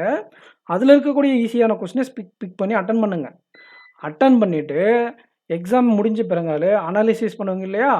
அப்போ உட்காந்து இந்த 7 பேர் கொண்ட டபுள் வேரியபிள் பஸ்லயும் 10 பேர் 11 பேர் கொண்ட வேக்கன்ட் 12 பேர் அதிகமான பர்சன் சிங்கிள் வேரியபிள் இருப்பாங்க இல்லையா, அந்த வேக்கம் பேஸ்டு பஸ்ஸில் இந்த மாதிரி பஸ்ஸெல்லாம் நீங்கள் பொறுமையாக உட்காந்து எக்ஸாம் முடிஞ்சதை சால்வ் பண்ணுங்கள். அதுக்கு உங்களுக்கு கிடைச்சிரும் ஆன்சரு. எக்ஸாம் ப்ரெஷரில் அந்த டைம் போயிட்டுருக்கும்போது நீங்கள் பிக் பண்ணக்கூடிய கொஸ்டின் இந்த மாதிரி அந்த மார்க் டெஸ்ட்டில் எந்த கொஸ்டின் ஈஸியாக இருக்கோ அதை தான் பிக் பண்ணணும். அப்போ தான் உங்களுக்கு வந்து எக்ஸாம் ஹால்லேயே அந்த கான்ஃபிடன்ஸ் கிடைக்கும். நீங்கள் இங்கே என்ன அப்ரோச் பண்ணுறீங்களோ அப்படி டேரெக்டாக போய் எக்ஸாமில் அப்ரோச் பண்ண முடியும். இங்கே கேட்கக்கூடிய கஷ்டமான கொஸ்டினை எக்ஸாம் முடிஞ்சிட்டு அனலைசிஸ் பண்ணும்போது தான் சால்வ் பண்ணணும். இது இந்த மார்க் டெஸ்ட்டுக்குன்னு கிடையாது, எல்லா மார்க் டெஸ்ட்டுக்கும் அப்படி தான். என்ன சொல்கிறேன்னா, கஷ்டமான கொஸ்டினை ஸ்கிப் பண்ணுங்கள் மார்க் டெஸ்ட்டில். எக்ஸாம் முடிஞ்சிட்டு அனலைசிஸ் பண்ணும்போது அதை சால்வ் பண்ணுங்கள். எக்ஸாமில் இருக்கக்கூடிய டைமில் நீங்கள் அட்டன் பண்ணக்கூடிய அளவுக்கு ஈஸியான கொஸ்டின் இருக்கும். அதை மட்டும் ப்ராக்டிஸ் பண்ணுங்கள். மார்க் டெஸ்ட்டில் அட்டன் பண்ணுறதை விட ரியல் எக்ஸாமில் நம்மளுடைய ஸ்கோர் அதிகமாக இருக்கும். ஸோ இந்த அளவுக்கு உங்களுக்கு யாராச்சும் ரீசனிங் செக்ஷனுக்கு சொல்லியிருப்பாங்களான்னா தெரில எனக்கு. ஆனால் எனக்கு தெரிஞ்ச எல்லா விஷயத்தையும் உங்களுக்கு சொல்லி கொடுத்துட்டேன். நான் தனித்தனியாக இது ஸ்ட்ராட்டஜி வீடியோவில் போடுவேன். பட் நீங்கள் என்ஐஎஸ்சியில் அசிஸ்டண்ட் எக்ஸாம் எழுத போகிறீங்க இல்லையா, நீங்கள் இதெல்லாம் கற்றுக்கிட்டு நீங்கள் அதுக்கு தகுந்த மாதிரி ப்ராக்டிஸ் பண்ணால் தான் வந்து நீங்கள் நல்லா ஆவரேஜ் ஸ்டூடெண்ட்டாக இருக்கவங்க நல்லா ப்ராக்டிஸ் பண்ண முடியும். பயப்படுவாங்க நிறைய பேர் பஸ்ஸில் எடுக்க எக்ஸாம் இல்லை. மார்க் டெஸ்ட்லலாம் பயப்படாதீங்க. ஈஸியான பஸ்ஸில் இருக்கும், கஷ்டமான பஸ்ஸில் இருக்கும். நீங்கள் ஈஸியான பஸ்ஸில் மட்டும் பிக் பண்ணி ப்ராக்டிஸ் பண்ணுங்கள். கஷ்டமான பஸ்ஸில் உட்காந்து 20 நிமிஷம் கூட உட்காந்து போடுங்க. எப்போ அனலைசிஸ் பண்ணும்போது அது வந்து நீங்கள் ஃபேஸ் பண்ணும்போது நீங்கள் ஃபேஸ் பண்ணிக்கலாம். எக்ஸாம் ஹால்லே நீங்கள் ஈஸியான கொஸ்டின் மட்டும் தானே பிக் பண்ணி போடுங்க. அப்போ இங்கேயும் அதே மாதிரி தான் பண்ணணும். கண்ணுக்கு கைக்கு கிடைச்சதெல்லாம் அட்டன் பண்ணக்கூடாது. ஈஸியான கொஸ்டின் மட்டும் தான் அட்டன் பண்ணணும். அதுதான் ஸ்ட்ராட்டஜி. கடைசியாக என்ன பண்ணணும்னா, ஃபஸ்ட்டு இந்த ஸ்பீடை போடுறது போட்டுட்டு 2வது பஸ்ஸில் பிக் பண்ணோம். பஸ்ஸில் ஒரு பஸ்ஸில் பிக் பண்ணலாம். மீதி எல்லாம் போட்டுட்டு கடைசியாக அந்த 1 மார்க் அட்டன் பண்ணலாம். டைம் இருந்தால் இன்னொரு பஸ்ஸில் போட்டுருங்க. டைம் இல்லைன்னா கடைசியாக அந்த 1 மார்க் போட்டுருங்க. ஸோ இதுதான் மேக்ஸிமம் அட்டன் பண்ணக்கூடிய ஒரு ஸ்ட்ராட்டஜி. போன வருஷம் பாருங்கள் எதனா கேட்டிருக்காங்கன்னே, ஒரு டபுள் வேரியபிள் பஸ் கேட்டிருக்காங்க. மந்த் பேஸ்டு அப்படின்னா என்ன கேட்டிருப்பாங்கன்னா 3 மாதம் கேட்டிருப்பாங்க. 2 டேட் வச்சு 6 நாள் இருக்கும் மொத்தம். இல்லைனா 6 மாதம் கொடுத்துட்டு ஒரு பிளேஸும் ஒரு பர்சனும் டபுள் வேரியபிள் பஸ்ஸு. இந்த மந்த் இதுக்கு கணக்கே கிடையாது. இது என்னென்னா ஒரு பிளேஸும் ஒரு பர்சனும் ஏபிசியும் 5 பேர் இருக்காங்க, 6 பேர் இருக்காங்க, ஒரு பிளேஸுக்கு போகிறாங்க. அந்த மாதிரி ஒரு டபுள் வேரியபிள் பஸ்ஸில் கன்சிடர்டு. இல்லைனா ஒரு 5 மாதம் கொடுத்துட்டு கேட்டிருப்பாங்க. இந்த மாதிரி தான் கேட்டிருப்பாங்க. அப்புறம் circular seating arrangement, parallel seating arrangement ரெகுலராக கேட்டிருக்காங்க நிறைய எக்ஸாம்பிள். ப்ராக்டிஸ் பண்ணிக்கோங்க. லீனியர் சீட்டிங் அரேஞ்ச்மெண்ட் கேட்டிருக்காங்க. Box based puzzle. இதில் எது உங்களுக்கு ஸ்ட்ராங்காக இருக்கோ அதை நீங்கள் அட்டன் பண்ணணும். அவ்வளோதான் கான்செப்ட். அதை அட்டன் பண்ணிட்டு கடைசியாக இந்த 1 மார்க் கொஸ்டின் அட்டன் பண்ணணும். இவ்வளோ தான் ரீசனிங் செக்ஷன். நெக்ஸ்ட் செக்ஷன் போகலாம். நமக்கு ரொம்ப நேரமாக போயிட்டுருக்கு ஸ்ட்ராட்டஜி வீடியோ. ஃப்ரெண்ட்ஸ் கொஞ்சம் சீக்கிரமாக முடிச்சிடலாம். இதை பாருங்கள், இங்கிலீஷை பொறுத்த வரைக்கும் சிம்பிள் தான். என்ன சிம்பிள்? எனக்கு இங்கிலீஷே வரலையா, என்ன சிம்பிள்ன்றீங்கன்னு கேட்டிங்கன்னா, இதை பாருங்கள், சென்டென்ஸ் இம்ப்ரூவ்மெண்ட்டு. இது சென்டென்ஸ் ரீஅரேஞ்ச்மெண்ட்டு வரணும். இது வேண்டாம். வெக்காபுலரி பேஸ்டு கொஷின் இதுவும் வேண்டாம். எரர் டிடெக்ஷன் இதுவும் வேண்டாம். அப்போ மற்ற டாப்பிக்கெல்லாம் இருக்கு இல்லையா, அதை அட்டன் பண்ணணும். இப்போ இந்த பேப்பரில் அவங்க கேட்கல, இது அப்போனா மாட்ரேட்டு பார்த்தீங்களா, அவங்களே மாட்ரேட்னு போட்டு வச்சுருக்காங்க. எப்பயுமே நமக்கு word swap, sentence rearrangement, match the column, இந்த கொஸ்டின்லேருந்து நமக்கு கொஸ்டின் இருக்கும். அந்த கொஸ்டின் இருந்துச்சுன்னா 100% அக்யூரேஸாக ஸ்கோர் பண்ணுவாங்க நிறைய பேர். இங்கிலீஷில் நல்லா மார்க் எடுக்கிறவங்க, கிராமர் வராமல் மார்க் எடுக்கிறவங்க நிறைய பேர் இருக்காங்க இல்லையா, அவங்க இந்த டாபிக் தான் பிக் பண்ணுவாங்க. அதுலேருந்து ஒரு கொஸ்டின் இருக்கும். இதை வந்து சென்டென்ஸ் ரீஅரேஞ்ச்மெண்ட்டாக கன்சிடர் பண்ணிக்குவாங்க. சென்டென்ஸ் ரீஅரேஞ்ச்மெண்ட்டாக கன்சிடர் பண்ணிக்குவாங்க. எக்ஸாம்பிள் கேட்குறது நாளைக்கு உங்களுக்கு வர்றது. அப்படி இல்லைனா வேர்டு ஸ்வாப்பாக இருக்கும். அப்படி இல்லைனா மேட்ச் த காலமாக இருக்கும். இதுலேருந்து 2 டாபிக் சேர்ந்து 5லேருந்து 6 கொஸ்டின் உங்களுக்கு இருக்கும் எக்ஸாமில். அதை ஃபஸ்ட்டு அட்டன் பண்ணுங்கள். அப்புறம் என்ன பண்ணுறீங்கன்னா, கிளாஸ் டெஸ்ட்டு ஃபில்லர் இது சூப்பராக இருக்குல்ல. இதெல்லாம் ஒன்று தான் கேட்கணும். இங்கே 2 கேட்டு வச்சுருக்காங்க, 2ம் கேட்பாங்க. அவங்க விருப்பம் எப்படின்லாம் கேட்பாங்க. அதுக்கு தகுந்த மாதிரி நமக்கு எது ஸ்ட்ராங்காக இருக்கோ அவங்க ஸ்கோர் பண்ணிடுவாங்க. கிளாஸ் டெஸ்ட்டும் ஃபில்லரும் 12 மார்க் கேட்டு வச்சுருக்காங்க. ஒரு 8 மார்க் எக்ஸ்பெக்ட் பண்ணலாம். நம்ம இந்த 2 டாப்பிக்லேருந்து ஒரு 10 மார்க் கூட எக்ஸ்பெக்ட் பண்ணலாம். இங்கே 12 மார்க் கேட்டு வச்சுருக்காங்க. ஸோ ஃபஸ்ட்டு சென்டென்ஸ் ரீஅரேஞ்ச்மெண்ட்டு, பேராஜம்பிள் இல்லை, sentence rearrangement, word swap, match the காலம் ஃபஸ்ட்டு பிக் பண்ணணும். அதில் எதுக்கு தான் ஃபஸ்ட்டு பிக் பண்ணணும். பிக் பண்ணிவிட்டு பேராஜம்பிள் கேட்டிருந்தாங்கன்னா என்ன பண்ணணும்னா, ஃபஸ்ட் அண்ட் லாஸ்ட் சென்டென்ஸ் கண்டுபிடிக்க ட்ரை பண்ணுங்கள். ஃபுல் பேராகிராஃப் கண்டுபிடிக்க முடிஞ்சால் ஓகே. இல்லைனா ஃபஸ்ட் கிளாஸ் கண்டுபிடிச்சி அட்டன் பண்ணிட்டே வந்துருங்க. கிளாஸ் டெஸ்ட்டுக்கும் ஃபில் இருக்கும். இது வந்து 80% அக்யூரேசி வரும். கிளாஸ் டெஸ்ட்டும் ஃபில் வரும். ஒழுங்காக ப்ராக்டிஸ் பண்ணியிருந்தீங்கன்னா 75லேருந்து 80% அக்யூரேசி இருக்கும். கொஞ்சம் நிறையா டைம் பிடிக்காத டக்குன்னு அட்டன் பண்ணிட்டு போயிடலாம். அப்போ இந்த டாபிக் அட்டன் பண்ணிவிட்டு நேராக குடுகுடுன்னு ஆர்சிக்கு ஓடிடுங்க. ஆர்சியில் உங்களுக்கு ஸ்டோரி பேஸ்டு கொடுத்துருக்காங்களா இல்லை எக்கனாமி பேஸ்டு கொடுத்துருக்காங்களா பாருங்கள். ஸ்டோரி பேஸ்டு கொடுத்துருந்தாலும் சரி, எக்கனாமிக் பேஸ்டு கொடுத்துருந்தாலும் சரி, அதுலேயும் 2 டைப் இருக்கும். கொஸ்டினை டேரெக்டாக கேட்டிருக்காங்களா இன்டெரக்டாக கேட்குறாங்களா அப்படின்னு பாருங்கள். இந்த வருஷம் ஐபிபிஎஸ் போல கேட்டது இன்டெரக்டாக கேட்டிருந்தாங்க, இன்னுமே அப்ரோச் பண்ண முடியல. டேரெக்டாக கேட்டிருந்தாக்கில் ஒரு 5 கொஸ்டின் நீங்கள் பார்க்குறீங்க, இல்லை 7 கொஸ்டின் ஒரு டிஏயில் பார்க்குறீங்கன்னா, இது 2 டிஏ கேட்டிருக்காங்க. ஒரு கொஸ்டினில் 7, ஒரு கொஸ்டினில் 6, 2 டிஏயில் ஒரு 2 ஆர்சியில் ஒன்றுத்தில் 7, ஒன்றுத்தில் 6 இருக்குன்னா, இதில் வந்து ஒரு 1லேருந்து 2 சினானிம்ஸ் இருக்கும், 3 டைரக்ட் கொஸ்டின் இருக்கும், 2 இன்டைரக்ட் கொஸ்டின் இருக்கும். அதே மாதிரி தான் இதுக்கும். அப்போ நீங்கள் என்ன பண்ணணும்னா, இந்த 3 direct question first synonyms antonyms attend பண்ணுங்கள். சினானிம்ஸ் ஆன்டனிம்ஸ் அட்டன் பண்ணும்போது அந்த பேராகிராஃப் எங்கே இருக்குன்னு போய்ட்டு அதுக்கு முன்னாடி ஒரு லைன், அதுக்கு பின்னாடி ஒரு லைன் படிச்சுட்டு அந்த சினானிம்ஸ் ஆன்டனிம்ஸ் அப்ரோச் பண்ணுங்கள். அப்போ அந்த பேராகிராஃப் பற்றியும் ஒரு ஐடியா கிடைச்சிடும். 2 கொஸ்டின் அட்டன் பண்ணிக்கலனாவே என்னத்தை பற்றி இருக்குன்ட்டு. அதுக்கப்புறம் டைரக்ட் கொஸ்டினை அட்டன் பண்ணுங்கள். டைரக்ட் கொஸ்டினா எப்படின்னா, 1950ல் இவங்க ஒரு ராக்கெட் லான்ச் பண்ணாங்க, எந்த இடத்துல லான்ச் பண்ணாங்க அப்படின்னு கேட்பாங்க. இல்லைன்னா ஒரு ராக்கெட் லான்ச் பண்ணாங்க, அமெரிக்கா நாசா ஒரு ராக்கெட் லான்ச் பண்ணாங்க, எந்த இடத்துலேருந்து லான்ச் பண்ணாங்கன்னு கேட்பாங்க. ஸோ நீங்கள் அந்த நாசா லான்ச் ராக்கெட் அப்படிங்கிறது ஆர்ட்ஸில் போய் தேடினீங்களாவே இருக்கும். அதை அப்படியே பார்த்து கொண்டு வந்து இங்கே ஆப்ஷன் வச்சு எழுதுறது, இதுக்கு பேர் தான் டைரக்ட் கொஸ்டின். அந்த மாதிரி இருக்கிற கொஸ்டினை ஃபஸ்ட் அட்டன் பண்ணுங்கள். அதுக்கு முன்னாடி சினானிம்ஸ் அட்டன் பண்ணிடுங்க. இதெல்லாம் அட்டன் பண்ணும்போது உங்களுக்கு பேராகிராஃப் பற்றி ஒரு ஐடியா கிடைச்சிருக்கும். அதுக்கப்புறம் இந்த இன்டைரக்ட் கொஸ்டின் போக இது ஒரு மெத்தடு. இன்னொரு மெத்தடு நல்லா சூப்பராக உங்களுக்கு ரீடிங் ஸ்பீடு இருக்குனாக்கல பேராகிராஃப் பூராமே படிச்சிருவாங்க. பேராகிராஃப் பூராமே படிச்சுட்டு அப்புறம் கொஸ்டினுக்கு ஒவ்வொன்றா வந்து டேரெக்டாக ஆன்சர் பண்ணிடுவாங்க சில பேர். ஒரு சில பேருக்கு ஞாபகம் இல்லைன்னா இன்னொரு டைம் கொஸ்டினை படிச்சுட்டு திருப்பி அதை தேடி ஆன்சர் பண்ணுவாங்க. இந்த மாதிரி 3 மெத்தடில் ஆர்சி அப்ரோச் பண்ணுவாங்க. நான் அப்ரோச் பண்ணுற மெத்தட் உங்களுக்கு சொல்லியிருக்கேன். ஃபஸ்ட்டு சினானிம்ஸ் அட்டன் பண்ணணும், அப்புறம் டைரக்ட் கொஸ்டின் அட்டன் பண்ணணும், அப்புறம் டைம் இருந்தால் இன்டைரக்ட் கொஸ்டின் அட்டன் பண்ணலாம். அப்படி இல்லைன்னா நேராக கிராமர் பாட்டுக்கு போயிடலாம். கிராமர் பாட்டில் இங்கே 5 எரர் டிரெக்ஷன் இருக்கா, 5 எரர் டிரெக்ஷனில் 2 ஈஸியாக இருக்கும், 3 ஈஸியாக இருக்கும், 2லேருந்து 3 ஈஸியாக இருக்கும், 2 கஷ்டமாக இருக்கும். அப்போ ஈஸியாக இருக்கிற கொஞ்சம் அட்டன் பண்ணுங்கள்.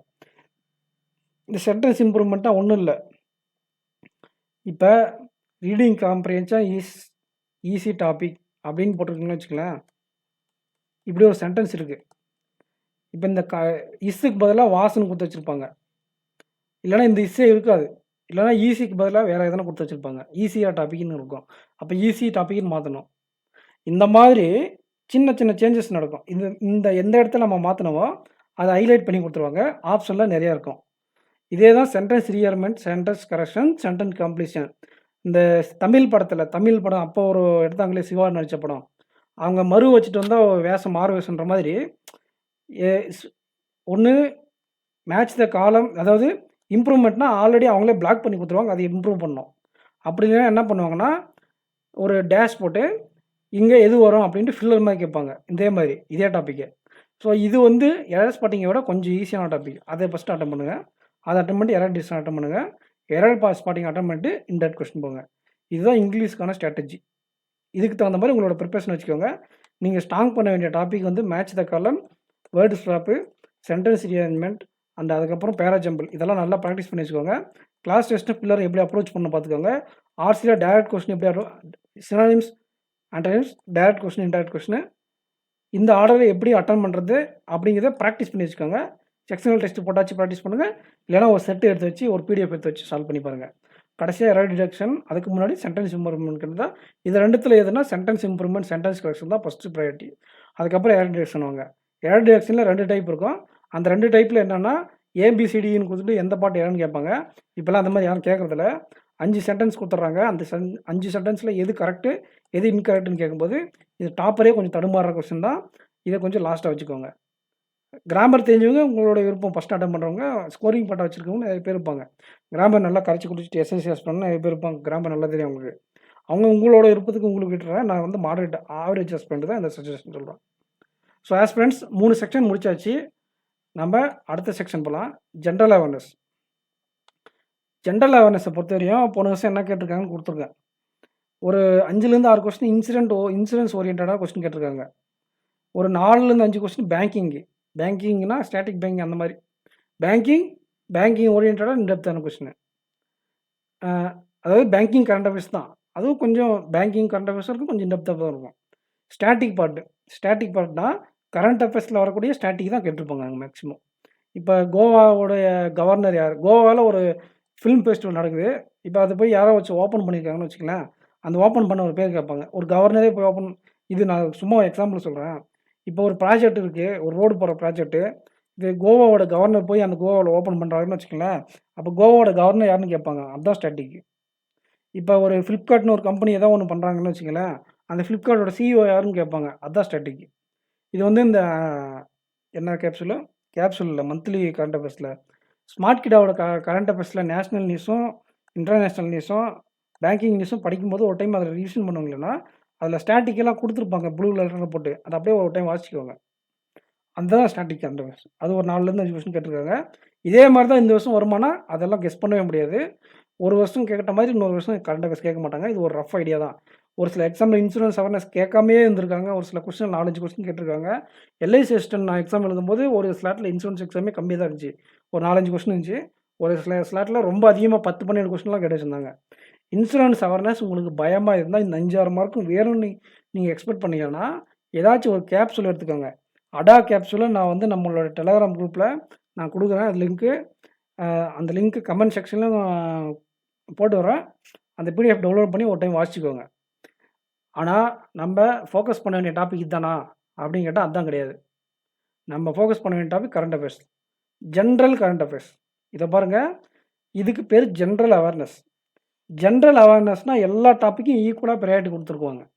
இதுவே நம்ம இவ்வளோ நாளாக ஒரு லாஸ்ட் 2 மாதமாக எழுதுனதெல்லாம் பேங்கிங், ஃபினான்சியல், எக்கனாமிக் அண்டு இன்னொன்று என்ன கொடுப்பாங்களே business, banking, financial, economy and business affairs அப்படின்னு சொல்லி கொடுத்துருப்பாங்க. அப்படின்னா with special reference finance sector, with special reference with banking sector அப்படின்னு நோட்டிஃபிகேஷனில் மென்ஷன் பண்ணியிருப்பாங்க. எங்கன்னா இதை பாருங்க காட்டுறேன்.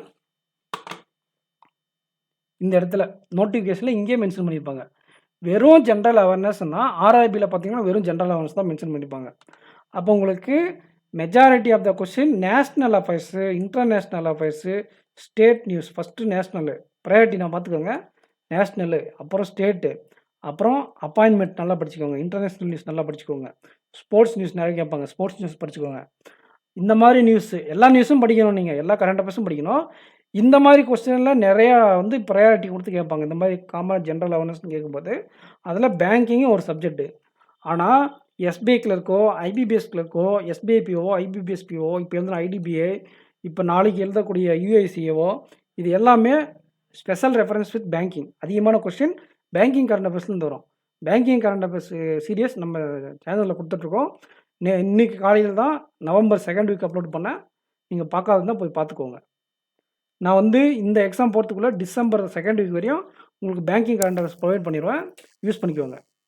ஸோ அந்த மாதிரி ஸ்பெஷல் ரெஃபரன்ஸ் பேங்கிங் கொடுத்தா பேங்கிங் அதிகமான ப்ரையாரிட்டி கொடுங்க.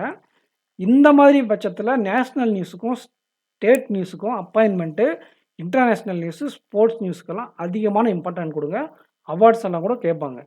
அவார்ட்ஸு இந்த மாதிரி டாப்பிக்கெல்லாம் முக்கியத்துவம் கொடுத்துட்டு அப்புறம் சயின்ஸ் அண்ட் டெக்கு, டிஃபென்ஸு, அப்புறம் சம்மிட்டெலாம் கேட்பாங்க. இதில் சம்மிட்டு படிச்சுக்கோங்க.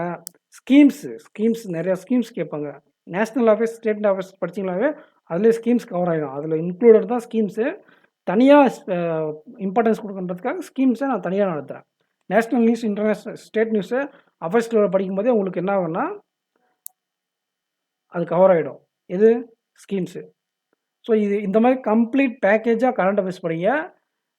ஒரு முக்கியமான சோர்ஸில் கூட படிங்க. இப்போ டெப்த்தாக அப்படியே அந்த ஒரு கரண்ட் அஃபேர்ஸாக ஆர்ஆர்பிக்கு எப்படி படிப்பீங்களோ அப்படி படிங்க. பேங்கிங் ஸ்பெஷல் ரெஃபரன்ஸ் வேண்டாம், எல்லா டாப்பிக்கும் சேர்த்து இம்பார்ட்டன்ஸ் கொடுத்து படிங்க.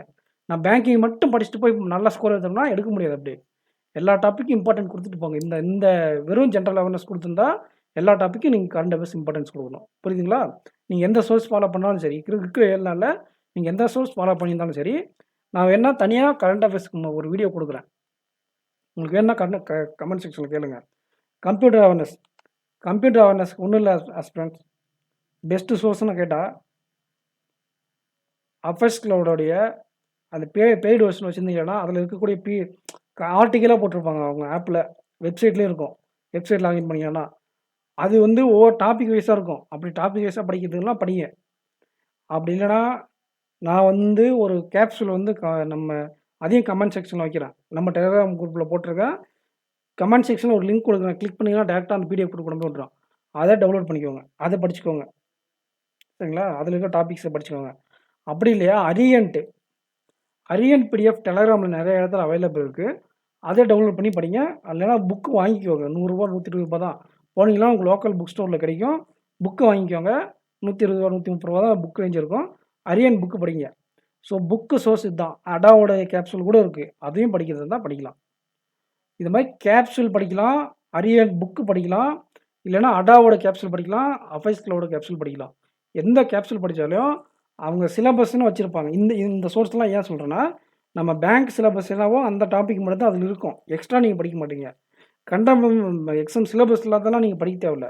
எக்ஸாம் சிலபஸில் என்ன கவர் பண்ணுவாங்களோ அது மட்டும் தான் இதெல்லாம் இருக்கும். அதை மட்டும் படிங்க. இல்லை நான் வீடியோ பார்க்கணும் அப்படின்னா என்ன கேட்டால், வீடியோ பார்க்குறதுக்கான டைமே நீங்கள் தாண்டி வந்துட்டீங்க. வீடியோ நிறைய 20 வீடியோக்கு மேலே இருக்கும். சிஏ ஃபங்க்ஷனெலாம் கூட வீடியோ கொடுத்துருப்பாங்க. ஆனால் நீங்கள் உட்காந்து பார்க்குறது இருந்தால் பாருங்கள். டைம் உங்களால் ஒதுக்க முடிஞ்சு பார்க்க முடிஞ்சா ஸ்பீடு 1.5x ஸ்பீடு வச்சு ஓட்டி பார்க்குறதா இருந்தால் பார்த்துக்கோங்க. இல்லைனா பர்டிகுலர் டாபிக் உங்களுக்கு தெரியாமல் இருக்கு இல்லையா, அந்த டாப்பிக்கோட வீடியோ மட்டும் கூட போய் பார்த்துக்கோங்க. இன்னும் 7 நாள் தான் நம்மக்கிட்ட இருக்குது. 8 நாள் இருக்குது. ஒரு நாள் ட்ராவலிங் போயிடும். 7 நாள் கம்ப்ளீட்டாக இருக்குது. ஓட்டி கூட போய் பார்த்துக்கோங்க. சிஏ ஃபங்க்ஷனில் வீடியோ கொடுத்துருக்காங்க. அப்படி இல்லைனா இங்கிலீஷ் ஹிந்தி சேனலில் நிறைய வீடியோ கிடைக்கும். அப்படி கூட போய் பார்க்குறதா பாருங்கள். ஹாலிவுட்டில் கூட எங்கேயாச்சும் கிடைச்சா கூட கிடைக்கும் வீடியோஸ் பார்த்து நீங்கள் எக்ஸாம் கிளியர் பண்ண முடியும்னு கேட்டால் நான் வந்து இப்படி தான் சொல்லுவேன். ஏன்னா அவங்க வீடியோவிலேருந்து நீங்கள் கிராஸ் பண்ணிக்க முடியாது. ஒரு ஐடியா தான் நீங்கள் தெரிஞ்சுக்கலையே தவிர டேட்டாவாக நீங்கள் படிக்க மாட்டீங்க. ஒன்ஸ் நீங்கள் வீடியோ பார்க்குறீங்களா, அந்த டாப்பிக்கை கொண்டு வந்து நேராக அரியன்ட் புக்லேயும் இல்லைனா இந்த மாதிரி கேப்ஸ்லையும் படித்து வச்சுக்கோங்க. இல்லைனா கம்ப்ளீட்டாக அந்த இப்போ ஒரு கம்ப்யூட்டர் செக்யூரிட்டி படிக்கிறீங்களா வச்சுக்கோங்களேன், இல்லை input output devices, memory unit, அந்த மாதிரி ஏதோ ஒன்று படிக்கிறீங்கன்னா ஒன்று இந்த மாதிரி அந்த வீடியோவை பார்த்துட்டு வந்து நேராக கேப்சூலில் அதை படிச்சிடணும். எக்ஸாம் போக முடியாது. ஏன்னா எக்ஸாம் போகும்போது நீங்கள் வீடியோ பார்த்துட்டு போக மாட்டீங்க, கேப்சூலில் தான் பார்த்துட்டு போவீங்க. எக்ஸாம் முன்னாடி எந்த கேப்சூல் நீங்கள் பார்த்துட்டு போகிறீங்களோ அந்த வீடியோவை நீங்கள் பாருங்கள். புரியுதுங்களா? அப்போ அந்த மாதிரி கேப்சூலை நீங்கள் வீடியோ பார்த்துட்டு வந்து கேப்சூலை பாருங்கன்றேன். மாற்றி சொல்லிட்டேன். வீடியோ பார்த்துட்டு வந்து எக்ஸாம் முன்னாடி ஒரு கேப்சூல் ரிவிஷன் பண்ணலான்னு நீங்கள் பிளான் பண்ணி வச்சுருப்பீங்க. இது எல்லாமே ஸ்டாண்டர்டான சோர்ஸ் தான். எந்த சோர்ஸ் நீங்கள் ஃபாலோ பண்ணலான்னு இருக்கீங்களோ அந்த டாப்பிக்கான வீடியோ பாருங்கள், வந்து அந்த கேப்சூலில் படிச்சிருங்க. எக்ஸாம் போகிறதுக்கு ஒரு நாளைக்கு முன்னாடி கரண்ட் அஃபேர்ஸு, கம்ப்யூட்டர் அவேர்னஸ் தான் அதிகமாக ப்ரையாரிட்டி கொடுத்து ரிவிஷன் பண்ணுவீங்க. அப்போ நீங்கள் வீடியோ மட்டும் பார்த்துட்டு விட்டுட்டிங்கன்னா உங்களால் ஸ்கோர் பண்ண முடியாது. வீடியோவும் பார்க்கணும், நீங்கள் ஒரு சோர்ஸ் வச்சுக்கணும், அந்த சோர்ஸில் போய் அந்த கண்டென்ட்டை ரீட் பண்ணி விட்டுக்கணும். ஏன்னா வீடியோவில் ஃபுல்லாக சொல்ல மாட்டாங்க, பாதி மிஸ் பண்ணியிருப்பாங்க. நான் பார்த்துருக்கேன் அந்த வீடியோவை. எல்லா டேட்டாவும் அதில் இருக்குமான்னு கேட்டால் எல்லா டேட்டாவும் அதில் இருக்காது. ஒரு சில பாயிண்ட்ஸ் எல்லாம் மிஸ் ஆகிருக்கும். அதை நீங்கள் வந்து இங்கே கற்றுக்கணும். அண்டு நீங்கள் வீடியோ பார்த்தா எல்லா பாயிண்ட்டும் உங்கள் மூளையில் ஏறாது. ஒரு பிடிஎஃபாவோ இல்லை ஹேண்ட் ரிட்டன் நோட்ஸாவோ நீங்கள் படித்தா மட்டும்தான் அது உங்கள் மூளையில் ஏறும். ஸோ நீங்கள் நிறைய டேட்டா வீடியோ மட்டும் பார்த்துட்டு போனீங்கன்னா மிஸ் பண்ணிடுவீங்க. என்னுடைய கரண்ட் அஃபேர்ஸ் வீடியோவே நான் என்ன சொல்லுவேன்னா, கரண்ட் அஃபேர்ஸ் வீடியோ பார்த்துட்டு நீங்கள் போய் பிடிஎஃப் படிக்கும்போது ஈஸியாக இருக்கும். நீங்கள் ஒரு டைம் எம்சிக்யூ படிச்சுக்கோங்க அப்படின்னு சொல்லுவேன். சொல்லியிருப்பேன், நான் என்னோடய ஸ்ட்ராட்டஜியில் சொல்லியிருப்பேன். கரண்ட் அஃபேர்ஸ் வீடியோ பாருங்கள், நான் கொடுக்கக்கூடிய பேங்கிங் வீடியோ பாருங்கள். பார்த்துட்டு நான் என்ன சோர்ஸில் எடுக்கிறேன், அஃபேர்ஸ் க்ளவுட்லேருந்து டைப் பண்ணி நான் அப்படியே கொண்டு வருவேன். அதை நீங்கள் என்ன பண்ணுறீங்கன்னா எம்சிக்யூவாக போய் பாருங்கள். எம்சிக்யூவில் கண்டென்ட் இருக்கும், அது டெப்த்தாக கொடுத்துருப்பாங்க அஃபேர்ஸ் க்ளவுடில். அந்த கொஷினில் நான் ரிட்டன் வைஸ் அதில் இருக்கும், அதை படிச்சுக்கோங்க. எக்ஸாமுக்கு என்ன தேவையோ அதை மட்டும் நான் கவர் பண்ணியிருப்பேன். தேவையில்லாது நான் கொடுத்துருப்பேன். பட் ஆனால் நீங்கள் அங்கே போய் அந்த சோர்ஸில் எம்சிக்யூ ஒரு டைம் பார்க்கும்போது அந்த நியூஸ் ரெக்கார்ட் ஆகும். அதுக்கப்புறம் என்ன பண்ணுவீங்கன்னா அதில் இருக்க கண்டென்ட்டை படிக்கும்போது எதனா ஒரு பாயிண்ட் நீங்கள் வீடியோவில் நோட் பண்ணாமல் இருந்தால் நோட் பண்ணிக்குவீங்க. இந்த மாதிரி நிறைய பெனிஃபிட் இருக்குது. அதுக்கப்புறம் அவங்களுடைய கேப்சூலோ இல்லை நானே கேப்சூல் ரிலீஸ் பண்ணலான்னு இருக்கேன் வரக்கூடிய எஸ்பி எக்ஸாமுக்கு. ஸோ நீங்கள் எந்த சோர்ஸில் கடைசியாக ரிவிஷன் பண்ணுவீங்களோ அந்த சோர்ஸில் பிடிஎஃபாக போய் படிக்கிறது முக்கியம். கம்ப்யூட்டரோ ஜென்ரல் அவேர்னஸோ வீடியோ மட்டும் பார்க்காதீங்க. என்ன சோர்ஸ்ன்னு அவங்ககிட்ட கேட்டுக்கோங்க. அந்த சோர்ஸில் போய் பிடிஎஃப் எடுத்து டாக்குமெண்ட்டாக படிச்சுக்கோங்க. சரிங்களா? இப்போ இன்றைக்கி வீடியோ பார்க்குறீங்கன்னா 2 days 3 days கழிச்சுட்டு போய் நீங்கள் அந்த பிடிஎஃப் பார்க்கணும். வீடியோ பார்க்கும்போது படித்த மாதிரி இருக்கும். 2 days 3 days கழிச்சு ரிவிஷன் பண்ணுற மாதிரி இருக்கும். இது பொதுவாக ஸ்ட்ராட்டஜி. இந்த 7 நாளில் அப்படி பண்ண முடியாது. வீடியோ பார்த்துட்டு அன்றைக்கே வந்து பிடிஎஃப் பார்த்துருங்க. சரியா ஃப்ரெண்ட்ஸ்? எல்லா டாப்பிக்கும் சொல்லியாச்சு நான். நல்லா பண்ணுங்க. ஸ்பீடு தான் முக்கியம். கால்குலேஷன் ஸ்பீடு இம்ப்ரூவ் பண்ணுங்க. ஆப்டிக்கு கால்குலேஷன் ஸ்பீடு இம்ப்ரூவ் பண்ணுங்க. ரீசனிங்க்கு பசில் நல்லா சால்வ் பண்ணி ப்ராக்டிஸ் பண்ணிக்கோங்க. மார்க் டெஸ்ட் போடும்போது நான் சொன்ன மாதிரி என்ன பண்ணுறீங்கன்னா, சிங்கிள் வேரியபிள் பசில், ஈஸியான பசிலை மார்க் டெஸ்ட்டில் ப்ராக்டிஸ் பண்ணிட்டு, அனலைஸ் பண்ணும்போது கஷ்டமான கொஸ்டின் ப்ராக்டிஸ் பண்ணுங்கள். அப்புறம் இங்கிலீஷ் செக்ஷனில் அந்த வேர்டு ஸ்டாப்பு, மேட்ச் தக்கலாம் முதல்ல நல்லா ப்ராக்டிஸ் பண்ணி வச்சுக்கோங்க. பில்லர் கிளாஸ் டெஸ்ட் எப்படி அப்ரோச் பண்ண தெரிஞ்சுக்கோங்க. ஆர்சியில் synonyms, antonyms, direct question, indirect question இந்த ஆர்டரில் அட்டன் பண்ணணும். இன்டைரக்ட் கொஸ்டின் அட்டன் பண்ணுறீங்களா அப்படின்னா கிராமர் பார்ட்டான எரர் ஸ்பாட்டிங்க்கும் சென்டென்ஸ் கரெக்ஷன் இந்த டாபிக் போகிறீங்களான்னு முடிவு பண்ணிக்கோங்க. இது ரெண்டுத்தில் எது வேணுமோ அது ஃபஸ்ட் அட்டன் பண்ணிட்டு உங்களோட ஆர்டரை இங்கிலீஷில் பிக் பண்ணிக்கோங்க. ஜென்ரல் அவேர்னஸ் இது வெறும் ஜென்ரல் அவேர்னஸ்ன்றதுனால எல்லா டாப்பிக்கும் ப்ரையாரிட்டி கொடுத்து படிங்க. முக்கியமாக நேஷ்னல் நியூஸு, ஸ்டேட் நியூஸு இதுக்குள்ளேயே ஸ்கீம்ஸும் கவர் ஆகிடும். ஸ்கீம்ஸும் நல்லா படிச்சுக்கோங்க. அப்பாயின்மெண்ட்டு, ஸ்போர்ட்ஸ் நிறைய நியூஸ் வரும். அவார்டு படிச்சுக்கோங்க. இதெல்லாம் படிச்சுக்கோங்க. சப்மிட்டு இதெல்லாம் ஜென்ரலாக ஒரு கேப்சூல் எடுத்து கவர் பண்ணாலும் ஓகே. இல்லை நீங்கள் நீங்கள் ஒரு ரெகுலராக ஃபாலோ பண்ணுற சோர்ஸில் படித்தாலும் சரி. முக்கியமான மாதம் நான் சொல்ல மறந்துட்டேன். முக்கியமான மாதம் என்னன்னா, இப்போ இருக்கிறது 3 மாதம் முக்கியமான மாதம். டிசம்பர் மிட்லேருந்து November, October, September, October, November, December mid வரையும் நல்லா படிச்சுக்கோங்க. கண்டிப்பாக இதுலேருந்து நிறைய கொஸ்டின் வர வாய்ப்பு இருக்குது. ஒருவேளை ஆர்ஆர்பி மாதிரி ட்விஸ்ட் அடித்தா கூட அதுக்கு முன்னாடி நீங்கள் படிச்சிருப்பீங்க. படிச்சிருக்க வரைக்கும் நீங்கள் கரண்ட் அஃபேர்ஸ் யூஸ் பண்ணிக்கோங்க. நிறைய பேர் மேலேருந்து படித்து வச்சுருப்பீங்க. அது இருக்கட்டும். நீங்கள் ஃபஸ்ட்டு இதெல்லாம் படிச்சுட்டு அதுக்கப்புறம் இதை ரிவிஷன் பண்ணுங்கள். ஃபஸ்ட்டு இதெல்லாம் கவர் பண்ணிடுங்க. கவர் பண்ணிட்டு இதெல்லாம் ரிவிஷன் பண்ணிக்கோங்க. சைட் பை சைடாக கூட படிச்சுக்கோங்க உங்களுடைய மேனேஜ்மெண்ட் அதெல்லாம். ஸோ கரண்ட் அஃபேர்ஸு இந்த மாதிரி எல்லா டாப்பிக்கும் படிங்க. பேங்கிங் மட்டும் படிச்சுட்டு போகாதீங்க இந்த எக்ஸாமுக்கு. இது ஜென்ரல் அவேர்னஸ்ஸு, பேங்கிங் அவேர்னஸ் கிடையாது. கம்ப்யூட்டர் நாலேஜை பொறுத்த வரையும் நீங்கள் ஏதாச்சும் ஒரு கேப்சூல் எடுத்துக்கோங்க. இல்லைனா அரியன் பிடிஎஃப் புக் எடுத்துக்கோங்க. நீங்கள் சிலபஸில் இருக்கக்கூடிய டாப்பிக்கெல்லாம் நல்லா படிச்சுட்டு போயிருங்க. இவ்வளோ தான் ஆஸ்பிரண்ட்ஸ். 5 டாப்பிக்கும் நான் ரிவிஷன் பண்ணியாச்சு. ஸ்ட்ராட்டஜியை நல்லா பண்ணிட்டு வாங்க. Exam level, RRB clerk level அதோட கம்மியாக தான் இருக்கும். இந்த வீடியோக்கு லைக் பண்ணாமல் இருந்தால் லைக் பண்ணிக்கோங்க. உங்கள் ஃப்ரெண்ட்ஸுக்கு ஷேர் பண்ணுங்கள். சேனலை சப்ஸ்கிரைப் பண்ணாமல் இருந்தால் சப்ஸ்கிரைப் பண்ணிட்டு பாருங்கள். நம்மளுடைய அர்த்தமெட்டிக் சேனலை சப்ஸ்கிரைப் பண்ணிக்கோங்க. அர்த்தமெட்டிக் கான்செப்ட் ரெகுலராக கொண்டு வரும். ஞாபகமாக உங்கள் ஃப்ரெண்ட்ஸுக்கு ஷேர் பண்ணுங்கள் ஃப்ரெண்ட்ஸ். நமக்கு ஷேர் பண்ணிங்களானா தான் நிறைய பேர்கிட்ட போய் ரீச் ஆகும். நான் நிறைய கண்டென்ட் கொண்டு வருவேன். ஸோ ஃப்ரெண்ட்ஸ்க்கு ஷேர் பண்ணுங்கள். தேங்க்யூ. நெக்ஸ்ட் வீடியோவில் மீட் பண்ணலாம். தேங்க்யூ.